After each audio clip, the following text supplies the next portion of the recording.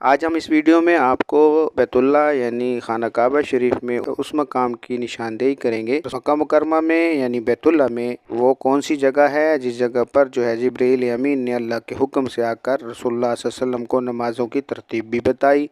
اور نمازوں کے اوقات کے بارے میں بھی سارا کا سارا بتایا۔ اسی مقام کے اوپر جب حضرت ابراہیم علیہ السلام اور حضرت اسماعیل علیہ السلام بیت اللہ کی تعمیر کر رہے تھے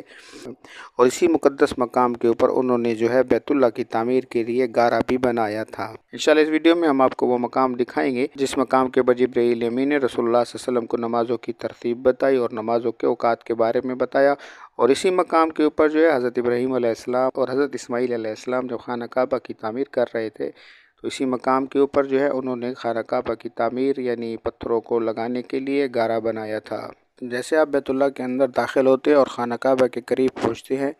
تو سامنے جس طرح آپ کو نظر آتا ہے یہ جو بیت اللہ کا دروازہ ہے، اس کی چوکھٹ کو جو ہے ملتزم کہا جاتا ہے۔ اس کی چوکھٹ کے نیچے جو آپ کو نشان نظر آ رہا ہے اور ہم آپ کو تیر سے بھی بتا رہے ہیں کہ یہ وہ جگہ ہے، اسی مقام کے اوپر جو ہے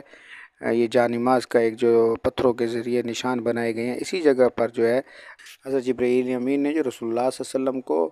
معراج کے سفر کے بعد نمازوں کی ترتیب کے بارے میں بھی بتایا اور نمازیں پڑھ کے بھی دکھائیں اور نمازوں کے اوقات کے بارے میں بھی ساری کی ساری اللہ کے حکم سے ترتیب کی۔